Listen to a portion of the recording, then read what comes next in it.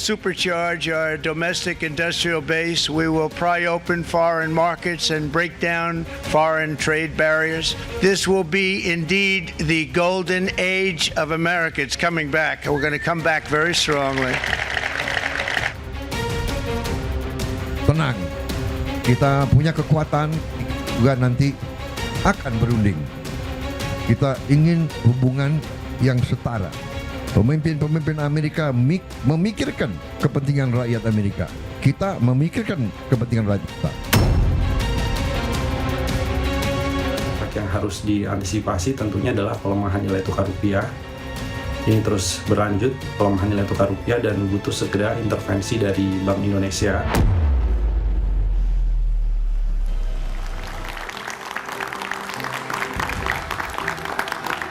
Selamat malam. Di tengah keriaan momen lebaran dan liburan, Indonesia mendapat kejutan dari Presiden Trump. Tak hanya Indonesia, mulai 5 April lalu Presiden Amerika Donald Trump menetapkan tarif dasar baru bagi seluruh barang yang masuk ke negeri Paman Sam itu. Tak hanya itu, tarif resiprokal sebesar 32% juga berlaku per hari ini, 9 April. Kekhawatiran muncul kebijakan tarif Trump disebut-sebut akan berdampak pada perekonomian Indonesia dan global. Benarkah kebijakan Trump ini akan menyebabkan perang dagang dan memperburuk perekonomian dunia? Bisakah Indonesia bernegosiasi untuk membujuk Trump, atau mungkinkah ada penurunan tarif baru? Inilah Satu Meja The Forum, dikritik dan tuai polemik kebijakan tarif Amerika, badai ekonomi di depan mata dalam tanda tanya.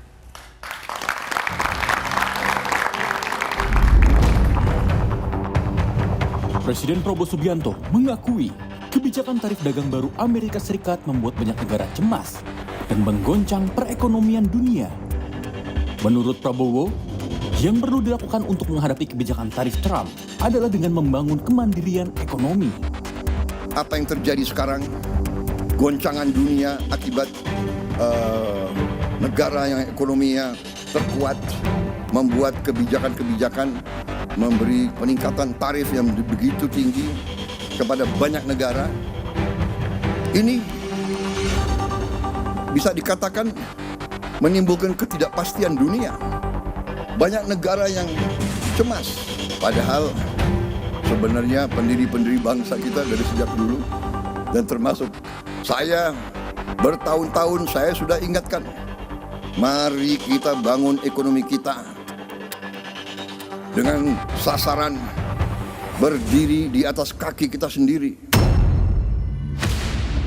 Sebelumnya, Presiden Amerika Serikat, Donald Trump, mengumumkan daftar tarif dasar dan bea masuk pada banyak mitra dagang. Indonesia tak luput dari hantaman tarif resiprokal, yaitu sebesar 32%. In a few moments, I will sign a historic executive order instituting reciprocal tariffs on countries throughout the world. Reciprocal, that means they do it to us and we do it to them. And ultimately, more production at home will mean stronger competition and lower prices for consumers. This will be indeed the golden age of America. Menghadapi tarif Trump, Presiden Prabowo memilih jalur negosiasi ketimbang membalas dengan kebijakan yang sama.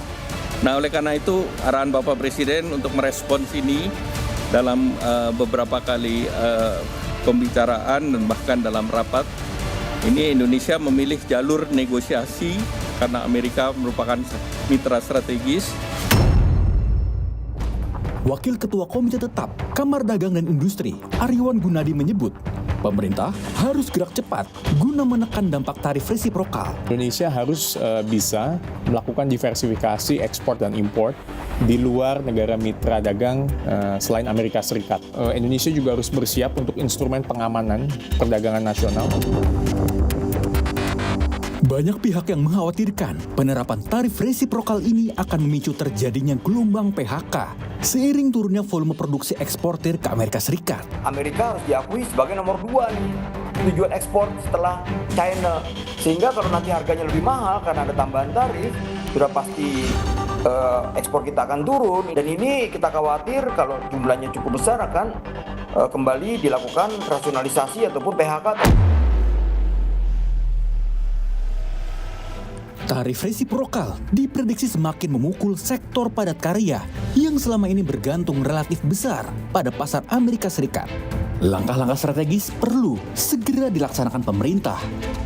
Ini penting guna memitigasi dampak negatif karena gelombang PHK dan perlambatan ekonomi menjadi ancaman di depan mata. Dan jika ini terjadi, dampaknya bisa kemana-mana.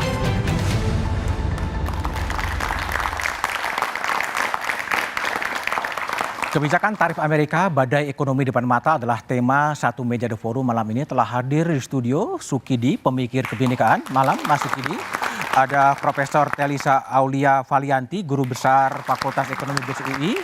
Ada Mas Beni Sutrisno, Wakil Ketua Umum Kadin. Malam Mas Beni. Ketua Komisi 11 DPR, Mas Misbakun. Malam Mas Misbakun. Dan ada Mas Faisal Risa, Wakil Menteri Perindustrian. Malam Mas Faisal. Sebelum saya berdiskusi dengan teman-teman di studio, saya akan coba ke Texas. Ada seorang peneliti Indonesia sedang ada di Texas, Mas Abi Besman. Mas Abi, bisa dijelaskan nggak apa perkembangan terkini setelah Trump mengumumkan tarif yang menggegerkan dunia?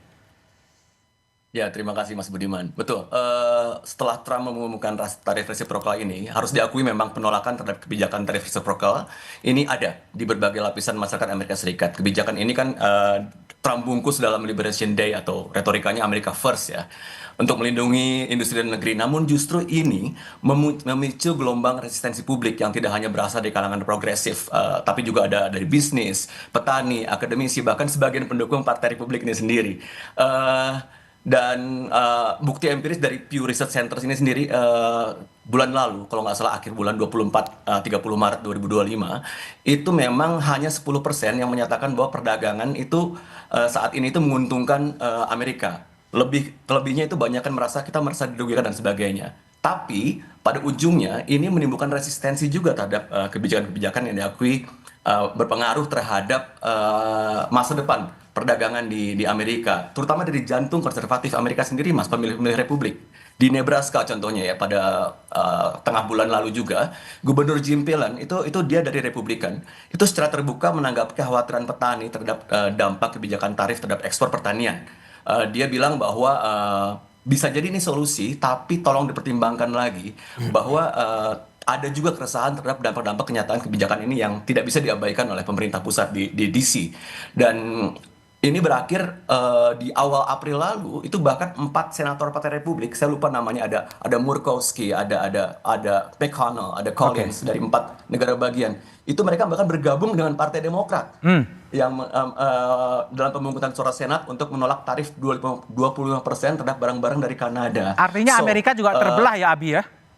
Sangat terbelah Mas Budiman. Jadi ada yang mendukung terhadap langkah-langkah ini, terutama di kalangan industri baja dan aluminium domestik yang merasa diuntungkan pastinya dengan karena harga kompetitor lebih mahal.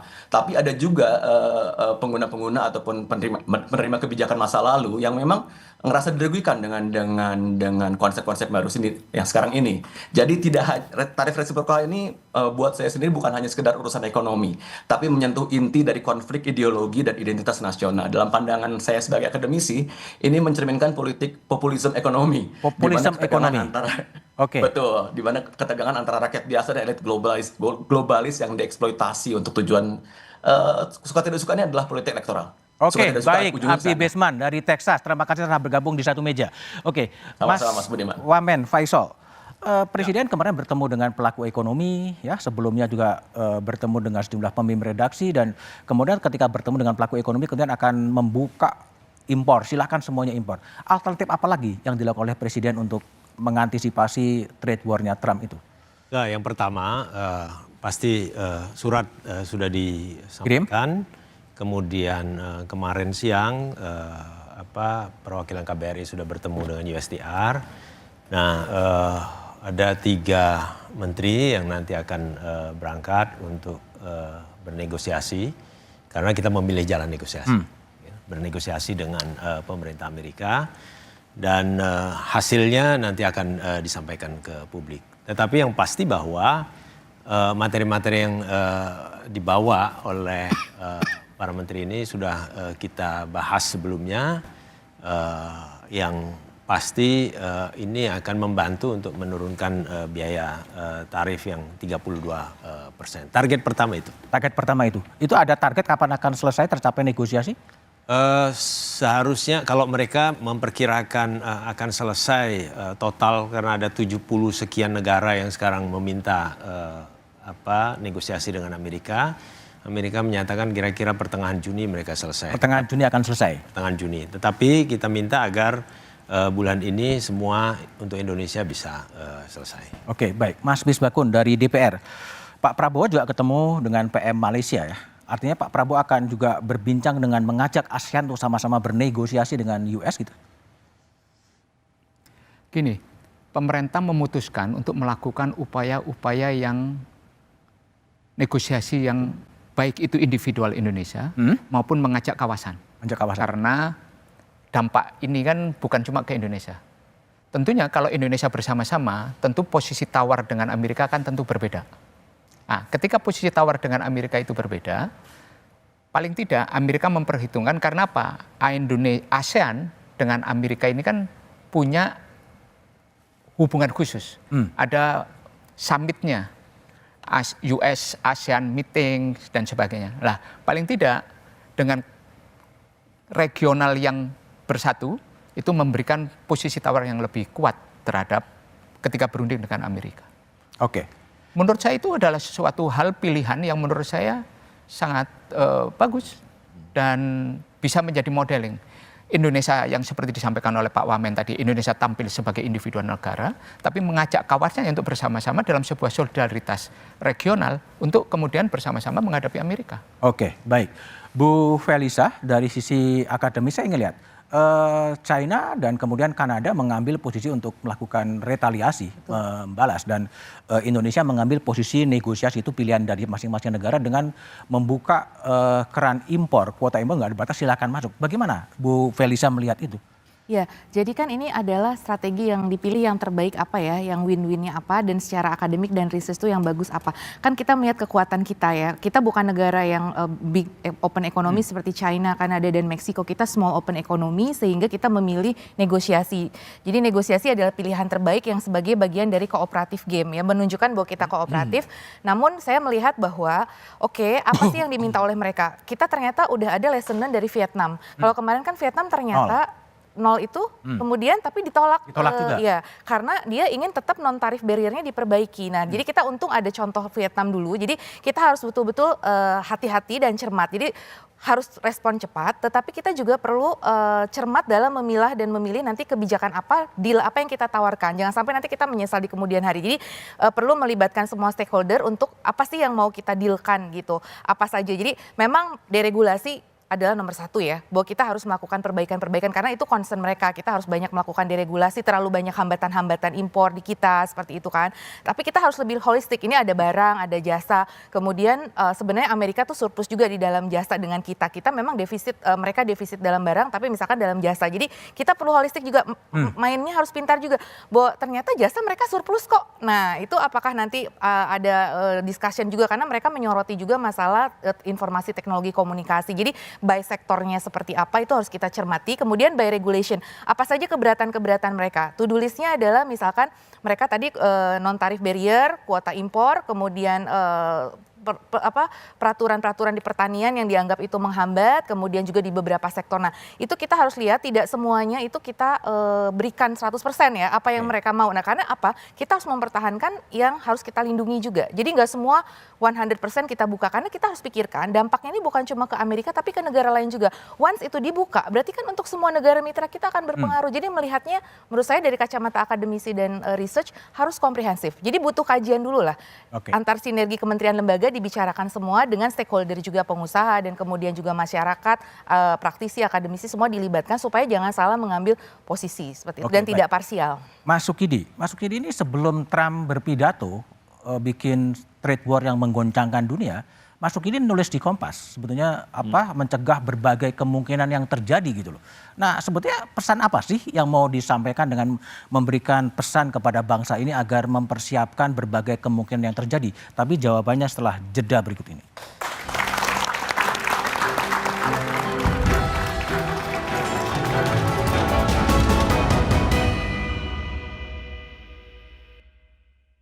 Jadi ini juga sudah tidak berlaku lagi ilmu ekonomi. Yang penting pokoknya tarif duluan. Karena tujuannya adalah menutup defisit.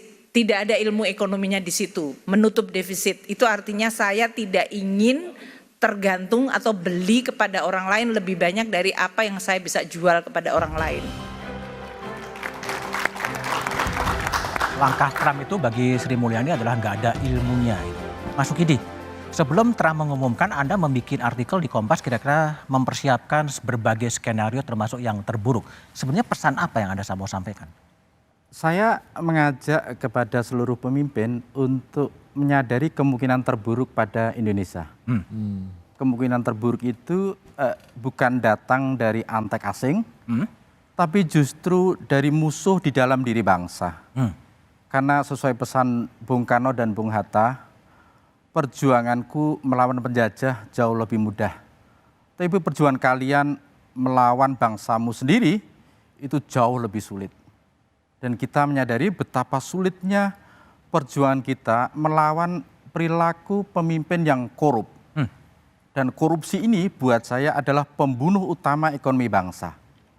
Artinya problemnya ada di domestik selain Problemnya ada di domestik dan terutama pada korupsi. Korupsi tercermin pada dua aspek. Aspek pertama adalah tata kelola pemerintahan yang buruk, the bad governance. Tata kelola pemerintahan yang buruk itu tercermin pada normalisasi konflik kepentingan antara kekuasaan dan bisnis, di mana penguasa bertindak sebagai regulator dan sekaligus sebagai pemain bisnis itu sendiri. Konflik of interest. Ya. Dan kedua adalah konflik kepentingan antara negara dan partai, dan yang paling memprihatinkan akhir-akhir ini adalah konflik kepentingan antara bangsa dan ormas keagamaan. Campur aduk ya? Campur aduk. Karena itu normalisasi konflik kepentingan ini terjadi di semua lini dan itu tidak kita sadari sebagai satu masalah terbesar bangsa ini. Karena itu harus diperbaiki dengan mengembalikan lagi fungsi negara kita sebagai ruang pengabdian untuk melayani kepentingan bersama. Yang terjadi justru negara seringkali dipakai sebagai instrumen untuk kejahatan. Karena terbukti bahwa korupsi, kolusi, dan nepotisme itu justru dikerjakan oleh mereka yang berpakaian bagus, yang memiliki jiwa jahat, evil soul, yang memang bergabung ke pemerintahan untuk melakukan tindak korupsi. Dan yang lebih memprihatinkan adalah pekerjaan jahat ini justru dikerjakan oleh orang-orang baik yang bekerja keras, tapi pada sistem yang sudah begitu rusak. Sehingga orang baik pun berubah menjadi jahat, ikut akhirnya memporak-porandakan karena sistemnya yang rusak. Mas Beni, kalau tadi lihat cerita proses negosiasi, kalau pandangan Pak Beni sebagai pengusaha, sampai berapa lama nih ketidakpastian ini akan bisa berjalan sebetulnya? Ukurannya nggak ada ya mestinya, tapi pada saat ini kita sebagai pengusaha masih merasakan gamang ya. Karena belum karena belum ada kepastian. Saya mengalami sendiri, pembeli saya itu satu tetap membeli, yang satu minta ditunda sampai akhir bulan.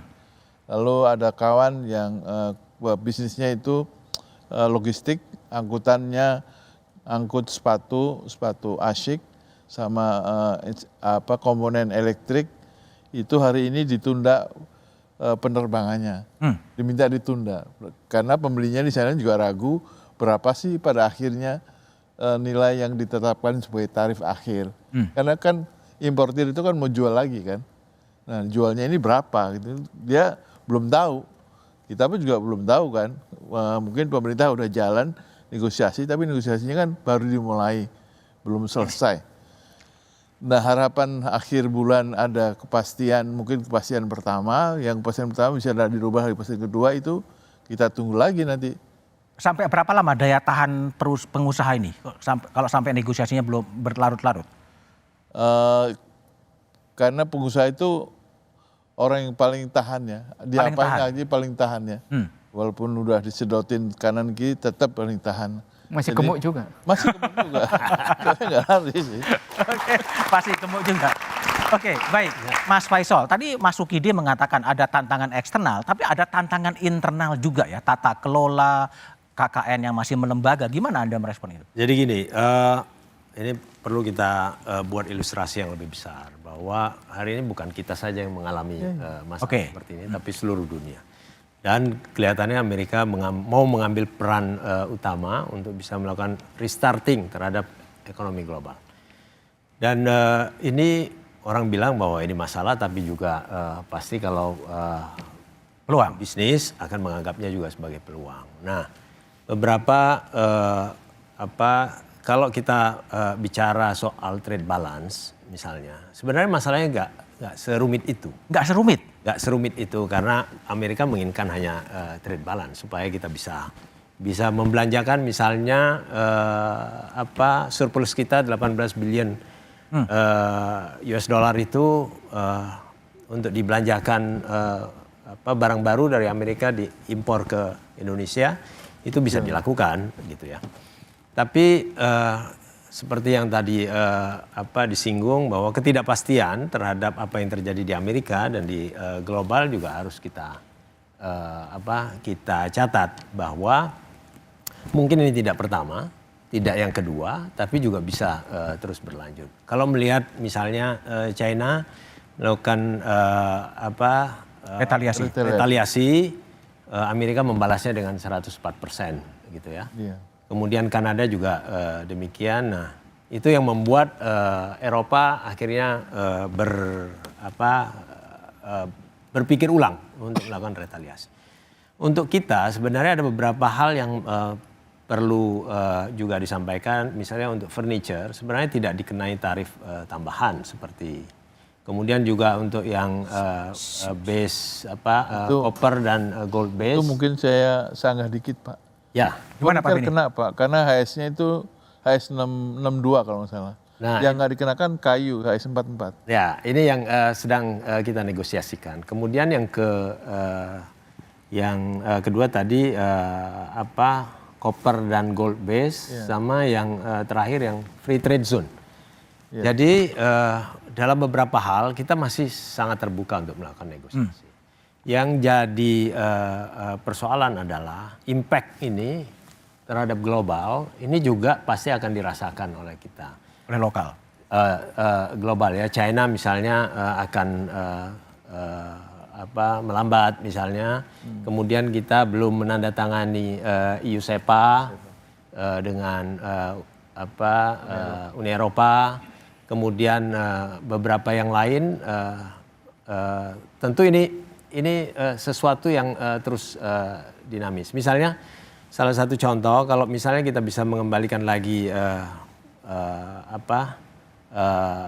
tarif ke semula misalnya, peluang yang sekarang ada untuk katakan untuk TPT sama alas kaki tekstil dan produk tekstil yang selama ini diisi oleh Vietnam, diisi oleh China, diisi oleh Bangladesh, Kamboja misalnya, itu jadi peluang kita karena tarif mereka jauh lebih tinggi. Dan kalau kita bisa menurunkan juga tarif itu, maka ada kemungkinan relokasi pabrik atau perusahaan dari China atau dari negara-negara sekitar kita ke Indonesia karena pertimbangan tarif bisa terjadi. Oke, baik. Jadi ini kompleksitasnya kompleks ya. Seperti itu. Mas Biako, saya fokus kepada dampak dalam negeri ya. Kalau ini cukup panjang negosiasi tidak kelar, tadi Mas Benny mengatakan ada ketidakpastian. Kira-kira dampak yang bakal terjadi harus diantisipasi oleh pemerintah versi DPR seperti apa, Mas? Gini, kita harus mendudukkan situasi saat ini pada situasi berdasarkan data-data yang ada. Oke. Tanpa berusaha memsimplifikasi, menyederhanakan masalah, kita harus tahu bahwa posisi perdagangan Indonesia dengan Amerika itu cuma 2,2%. Oke. Dari PDB ya. Dan kemudian total ekspor Amerika dari seluruh total ekspor Indonesia itu nilainya 26, sekian triliun, billion dollars. Itu 9,96%, 10%. Jadi kemudian kalau ini bagian dari sebuah profiling yang utuh, jangan sampai kemudian, oh ya kita harus based on data dulu. Nah, ketika kita based on data, impact-nya kepada kita apa sih? Di luar itu semua, setelah data, pasti ada geopolitik, geoekonomi, dan geostrategisnya. Nah, dalam negerinya apa? Pasti industri mana saja yang terdampak. Tadi disampaikan tekstil, garment, alas kaki yang sangat padat karya. Kemudian berikutnya adalah CPO, alat-alat elektronik. Nah, kita bedah lagi di antara mereka itu. Di antara TPT ini, perusahaan tekstil, garment, dan alas kaki ini, mana mereka yang sedang dalam kondisi tidak sehat? Justru timbul kesempatan baru malahan. Karena tarif yang dikenakan kepada kita, itu lebih rendah dibandingkan dengan Vietnam, Kamboja. Yang selama ini mereka tempat relokasi karena Indonesia dianggap mulai agak mahal, tapi mereka lebih murah dari tenaga kerja. Maka mereka pindah ke Vietnam, ke Kamboja. Nah, ini kan justru sebenarnya kesempatan. Kesempatan karena tarif yang dikenakan di Indonesia itu. Apalagi kemudian kita lihat apakah mereka mempunyai pengaruh terhadap penerimaan pajak. Apakah kalau penerimaan pajak pasti akan terpengaruh apabila mereka mengalami penurunan sales. Kemudian barang-barang elektronik yang ada yang masuk ke sana, mereka selama ini bayar pajaknya seperti apa? Nah, kita cek satu-satu dong. Jadi relatif kalau dengan data itu relatif aman ya? Kira-kira? Relatif aman. Jadi jangan sampai kemudian kita overreacted. Baik. Overreacted Bu Felicia, ini juga saya membuat tanya dulu. kita jadi nggak Tadi jernih. Kalau Pak Misbakun kan mengatakan ini harus diubah menjadi opportunity, menjadi peluang lah. Untuk gimana Anda lihat itu? Ya benar, saya setuju bahwa kita punya semangat optimisme. Sebetulnya kalau dilihat memang ada beberapa peluang seperti tarif arbitrage ya. Jadi kalau kita lihat ada beberapa negara yang tarifnya di atas kita ya. Seperti Vietnam, Kamboja, Laos, Myanmar, China itu tarifnya di atas kita. Nah tapi memang kebanyakan justru tarifnya di bawah kita. Nah tapi tetap masih ada peluang tadi. Ya. Kemudian ada beberapa juga produk sebetulnya yang dikecualikan tadi ya. Seperti tembaga, semikonduktor, kayu itu dikecualikan. Nah, itu kan berarti kita bisa bermain di yang dikecualikan itu. Termasuk bullion, copper dan lain sebagainya.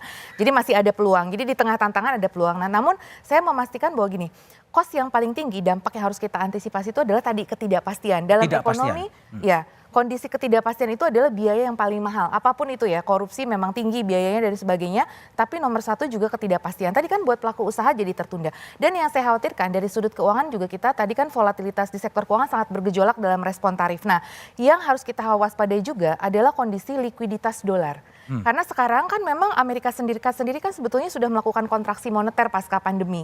Nah, likuiditas dolar ini bagaimana? Seberapa tahan cadangan devisa kita ke depan menghadapi ketidakpastian ini? Memang benar, Amerika itu memang hanya 11% dari total ekspor kita ke seluruh dunia ya. Dia share-nya itu sekitar 11%, 2% dari PDB.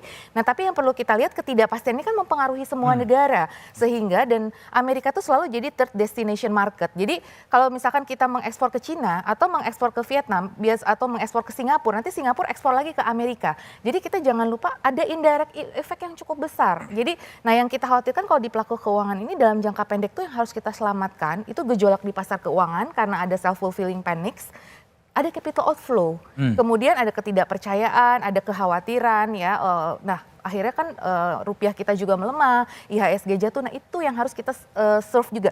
Jadi ada hal yang di sektor real yang harus kita jaga optimismenya, tapi di sektor keuangan ada early warning yang harus kita ini juga jangan abaikan juga. Jadi artinya kita tetap optimis, tapi bukan berarti tidak waspada.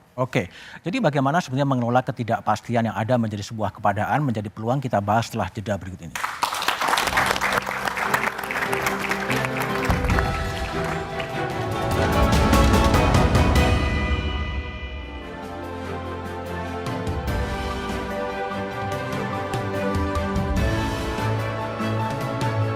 Masih bersama saya Budiman Tanjo di satu meja The Forum.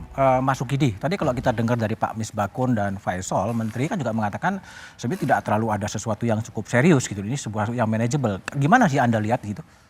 Saya melihat justru masalah menjadi lebih serius karena itu langsung berdampak pada ekonomi kita. Pertama, kita menghadapi satu pukulan ganda. PHK yang telah dan sedang berlangsung, kemudian ditambah dengan kemungkinan PHK baru terhadap mereka yang bekerja di perusahaan-perusahaan yang kemungkinan besar akan menerapkan THK.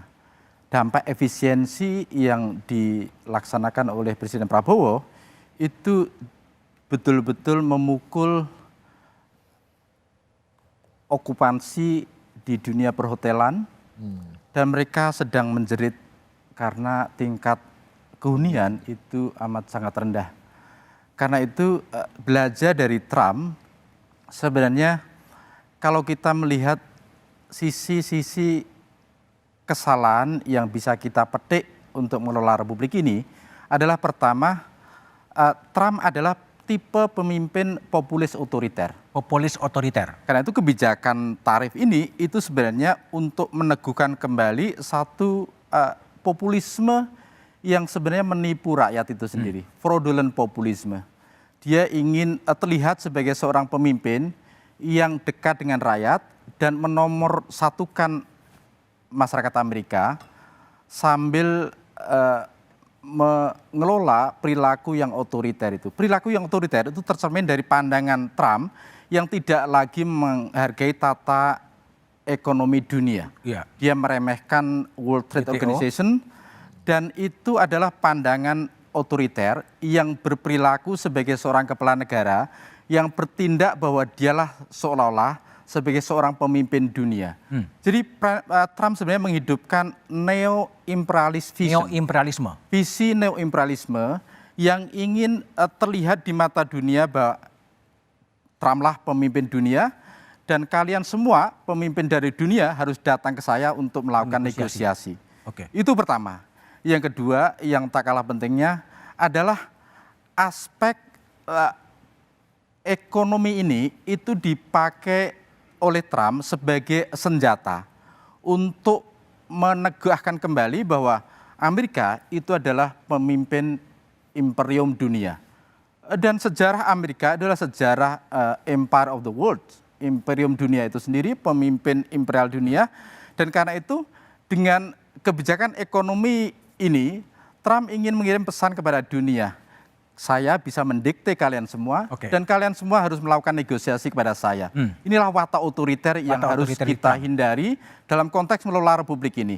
Kalau otoriterisme ini dipelihara untuk mengelola republik ini, kita menuju kehancuran itu sendiri. Menuju kehancuran. Oke, Pak Beni, seberapa besar kekhawatiran dunia usaha sebenarnya? Kalau tadi kan parlemen mengatakan ya ini semua manageable gitu. Kalau dunia usaha kira-kira seperti apa sih sebenarnya kekhawatiran terhadap perilaku dari Trump ini? Iya, kekhawatirannya kan kalau dunia usaha paling simpel ordernya berkurang. Ya kan? Sebelumnya kita tentu harus berpikir mencari market yang baru. Nah, mencari market yang baru itu memang tidak semudah kalau kita jualan pisang goreng ya. Artinya kita kan mencari pembeli yang memang butuh kita dan kita butuh mereka. Dan ini hubungannya hubungan panjang ya. Saya punya pembeli di Jerman tuh sampai sekarang dari tahun 87 sampai sekarang masih setia sama saya. Jadi panjang itu ceritanya hubungan itu. Karena mereka juga melayani publik yang pembeli mereka yang setia. Jadi saya kira yang kita khawatirkan adalah kepastian ini nggak datang-datang. Nggak datang-datang. Sehingga kita mau menghitungnya juga sulit. Apakah kita mempertahankan pekerja kita fleetnya itu segitu jumlahnya atau kita kurangi. Nanti kalau itu kurangi ternyata ada pekerjaan yang baru karena perlindungannya udah selesai. Kita rekrut lagi, itu udah susah. Jadi memang situasinya masih belum bisa dipastikan kapan kita harus tetap fleetnya sama atau fleetnya dikurangi. Kalau ordernya makin banyak kan kita harus nambah orang. Kalau ordernya sedikit kita ngurangin orang. Kalau ngurangin orang pun juga harus berpikir pesangon kan juga nggak murah mas. Aturan main pesangon ini di Indonesia paling mahal nih. Jadi ini juga kita untuk ngurangin itu juga agak sulit. Artinya melihat kemampuan cash flow juga. Kalau kita kurangin cash flow-nya dari mana nih? Ya, jadi itu yang khawatirkan ya. Yang kita ragukan. Mas Faisal, Wamen. Jadi bagaimana pemerintah merespon adanya kekhawatiran dari dunia usaha kalau ketidakpastian ini panjang sebetulnya? Memang makanya penting apa yang dilakukan oleh Pak Presiden Prabowo kemarin untuk melakukan dialog langsung dengan para pengusaha, dengan para pelaku usaha, dengan asosiasi, dengan stakeholders yang ada di industri dan perdagangan kita. Dan yang diinginkan Presiden adalah transparansi. Jadi ingin bicara bahwa situasi ini bukan hanya kita yang mengalami, tapi seluruh semua ya, oke. mengalami. Tetapi pemerintah akan melakukan beberapa langkah yang perlu di support juga oleh kalangan pengusaha, dan Presiden juga berkomitmen, misalnya salah satunya jangan ada PHK lagi. Kita berupaya untuk PHK tidak terjadi. Tidak terjadi. Bagaimana caranya itu yang harus dilakukan secara bersama-sama. Makanya ada istilah Indonesia Incorporated itu kemarin yang disampaikan oleh Bu Sinta itu ditanggapi sangat serius oleh Pak Presiden. Bahkan Pak Presiden menerima usul untuk dibuat satgas PHK. Dari serikat pekerja bersama-sama, bukan hanya serikat pekerja tapi juga pemerintah, pengusaha dan semua untuk masuk di dalam satgas PHK itu. Jadi ini upaya untuk dilakukan transparansi, dialog dan sama-sama memahami antara posisi pemerintah dan apa yang dilakukan oleh pemerintah terhadap usulan tarif Trump ini. Dan juga apa yang dialami oleh teman-teman pengusaha, termasuk kegamangan, ketidakpastian, itu bagaimana harus direspon. Yang salah satunya adalah dalam beberapa kali pertemuan kami di Rakortas, itu membahas mengenai pasar baru, diversifikasi pasar, yang misalnya di Eropa, di Afrika. Kalau misalnya isu mengenai kemarin non-tarif barrier, non-tarif measure selesai, maka EU-SEPA bisa segera ditandatangani. Bulan April ini akan ada delegasi dari Parlemen Eropa untuk menindaklanjuti EU-SEPA, dan saya kira itu bisa menjadi pertemuan terakhir sebelum kita menandatangani EU-SEPA. Itu peluang yang besar. Bu Felisa, jadi kalau Mas Wamen kan mengatakan Presiden Prabowo sudah bertemu dengan pelaku-pelaku ekonomi. Betul. Sudah cukup atau memang perlu ada yang dikerjakan lagi sebetulnya? Iya, tentu ada follow up ya, tapi sebagai langkah awal bahwa ada komunikasi antara eksekutif pemerintahan tertinggi dengan para pelaku usaha, dengan para ekonom, itu sudah satu signal yang baik karena artinya bahwa kita ada kebersamaan. Jadi decision itu tadi tidak diambil secara otoriter ya, tetapi bersama-sama, karena asumsinya kalau itu melibatkan partisipasi publik lebih baik, otomatis bisa mewakili apa yang dirasakan oleh rakyat, kemudian juga apa yang langkah bersama ke depan. Jadi menurut saya itu sudah langkah yang sangat baik. Nah, kemudian yang perlu dilengkapi juga adalah bahwa ini adalah suatu peluang juga bahwa kita harus memperbaiki diri.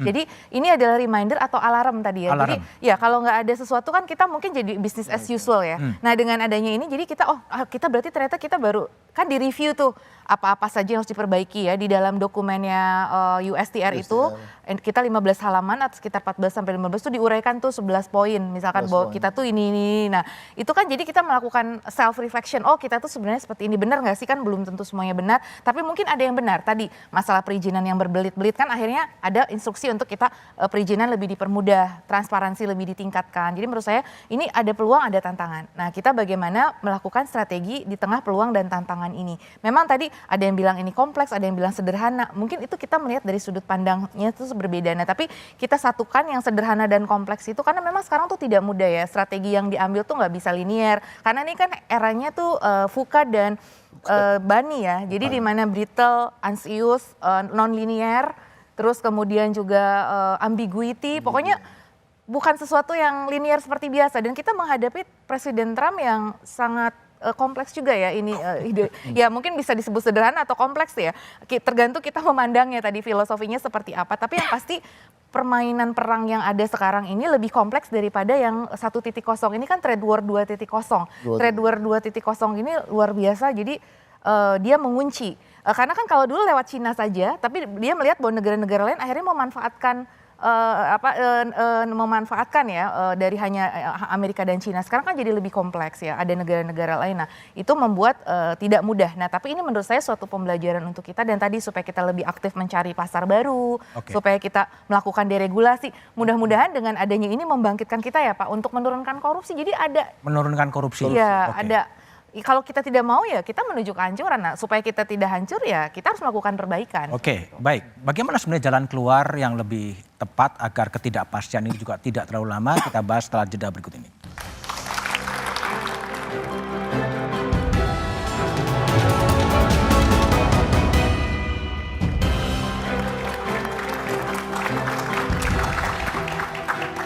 Masih bersama saya Budiman Tanrujo di satu meja The Forum. Mas Wamen, Pak Yaslo Risa, ada ketidakpastian yang sangat tidak enak. Apa yang upaya pemerintah sebetulnya untuk mempercepat agar ketidakpastian ini bisa clear sebetulnya? Sementara di US dubersnya kosong juga sebetulnya. Ya yang pertama saya mau menggarisbawahi dulu Mas Sukidi mengenai anti korupsi. Pak Presiden kemarin mengumumkan bahwa kuota macam-macam itu sudah dibuka. Kenapa? Karena selama ini dalam banyak kasus itu ternyata menjadi sumber korupsi dari korupsi. Rente itu. Nah itu niat dan harapan beliau itu bisa dan bagus juga karena akan membantu bahan baku lebih banyak ke Indonesia. Oke, yang kedua juga misalnya mengenai TKDN yang selama ini selalu dikeluhkan. Pak Presiden menyatakan tanpa izin beliau, pertek tanpa izin beliau itu tidak bisa dilakukan. Untuk TKDN memang kita ingin itu formulasinya berbeda. Makanya Pak Prabowo menyebut diganti dengan insentif. Tapi anyway, soal menyambut atau menghadapi ketidakpastian yang dilakukan oleh yang terjadi di sektor usaha, pemerintah akan terus-menerus melakukan komunikasi, dialog dengan seluruh teman-teman para pelaku usaha, menemukan jalan keluar baru, misalnya apa yang menjadi keluhan termasuk yang selama ini ada. Panjangnya mata rantai birokrasi, pemerintah sudah berkomitmen untuk melakukan deregulasi seperti juga yang diinginkan oleh para pelaku usaha dari Amerika dan oleh Trump. Deregulasi ini tentu menjadi poin penting supaya dibicarakan bersama-sama, tidak menjadi kacamata pemerintah semata tapi juga kacamata pelaku usaha. Baik, Mas Misbakun, wakil rakyat, apa yang bisa diupayakan oleh DPR agar ini bisa cepat selesai sebetulnya? Ketidakpastian itu ada keniscayaan. Sebuah keniscayaan. Dan kenikmatan, bukan? Jadi kalau kita bicara pada sebuah ketidakpastian, kita kembali kepada fundamental kita. Fundamental negara kita, apakah goyang pada saat situasi seperti ini? Goyang nggak? Tidak goyang. Saya mengatakan. Karena apa? Dengan sumber nilai-nilai kebangsaan, sumber daya alam, kegotong royongan, kita justru menyatu. Yang dibangun adalah kebersamaan. Pak Presiden sudah memberikan contoh kemarin dengan Sarasehan. Ada birokrat, ada asosiasi, ada buruh, ada pengusaha, dan semuanya dikumpulkan. Artinya apa? Mereka didengarkan. Dan kemudian setelah mendengarkan dari semua kelompok itu, Presiden kemudian mencatat satu-satu dan apa yang harus dibicarakan. Bahkan secara spontan Presiden minta beberapa permendak, pertek dan sebagainya untuk dia. Nah, artinya apa? Kalau kita sudah seperti ini, salah satu permintaan yang sangat mendasar itu adalah deregulasi. Nah, tapi ingat, kalau kita kemudian bisa melihat fundamental kita seperti apa, jangan sampai kemudian kita juga kehilangan kendali. Deregulasi oke, tapi jangan kemudian menjadikan bangsa besar yang penuh kebersamaan ini menjadi sangat liberal. Nah, liberalisasi juga tidak dibolehkan. Ini kan akan merusak nilai-nilai kebangsaan. Jadi apa? Kebangsaan ini kita jaga, kemudian karena apa? Kalau kebangsaan kita jaga, fundamental ini yang kita menjadi kuat. Baik. Deregulasi tidak dalam konotasi liberalisasi. Pak Beni, konkret dari pengusaha apa yang diharapkan dalam posisi sekarang ini? Yang diharapkan kepastian. Kepastian? Seperti apa? Ya kepastian, karena usaha kan harus ada patokan-patokan. Patokannya kepastian itu. Nah kepastian ini yang saat ini masih belum didapat kepastian ini, dan kita percaya karena kemarin saya juga hadir di dalam Sarasehan, pemerintah sudah akan lakukan untuk mencari kepastian itu. Untuk mencari kepastian itu? Untuk mencari kepastian itu. Nah kepastian kapan datangnya, nah itu kita harapkan semakin cepat semakin baik. Semakin cepat semakin baik. Bu Telisa, apa yang bisa dilakukan oleh semua stakeholder untuk mengakhiri ketidakpastian ini? Ya, memperkuat diri. Karena kan tadi ya, kita akan berada di era yang guncangan itu semakin kompleks dan semakin akan sering. Jadi memperkuat diri sendiri tadi, yang saya setuju dengan bapak-bapak, fundamental itu kita perkuat. Ya, fundamental itu harus kuat banget, ya, termasuk ketahanan nasional, resiliensi, ya itu harus kita bangun dengan sumber daya alam yang kita miliki, budaya tadi gotong royong, social capital kita yang tinggi. Kita jangan lupa loh ada social capital juga. Itu kita manfaatkan semaksimal mungkin dan jangan melupakan cita-cita mulia kita ingin menjadi Indonesia maju, Indonesia emas 2045 itu ya jangan lupa. Jadi jangan sampai gara-gara kita sibuk dengan urusan yang ini kita melupakan dan ya beralih gitu dari tujuan kita untuk meningkatkan masyarakat kita menjadi lebih sejahtera dan kemudian misalkan campaign dengan cinta produk dalam negeri dan lain sebagainya. Karena kalau kita sudah campaign itu mau ada serangan impor seperti apapun itu kita tetap kuat sebetulnya. Jadi memperkuat diri dan daya saing. Mas Sukidi, ini semua udah optimis, gimana Anda? Pesimis atau optimis atau wait and see juga? Saya mengajak kepada Presiden, para menteri dan penyelenggara Republik untuk menjiwai sense of crisis. Menjiwai kesadaran bahwa bangsa ini berada di simpang jalan dan karena itu harus betul-betul memberikan solusi atas apa yang ingin saya sebut sebagai economic insecurity. Ketidakamanan ekonomi terutama yang menimpa kelas menengah dan kelas bawah dan itu porsi terbesar dari masyarakat kita. Bagaimana pemerintah hadir dengan memberikan jaminan terhadap situasi economic insecurity adalah pertama adalah spending. Kenapa? Karena investasi mengalami situasi ketidakpastian, sementara daya beli masyarakat cukup rendah, net ekspor dan import hanya sedikit, karena itu yang bisa kita harapkan dari pemerintah adalah spending itu sendiri. Efisiensi dalam situasi saat ini tidak efektif, karena itu justru merusak situasi masyarakat yang sedang dalam ketidakpastian itu sendiri. Karena itu terakhir adalah saran kepada pemerintah untuk memberikan proteksi ekonomi terhadap mereka yang rentan jatuh miskin dan terutama kelas menengah itu sendiri. Proteksi ekonomi itu terutama memberikan bantuan langsung tunai yang hari-hari ini justru dibutuhkan. Karena apa?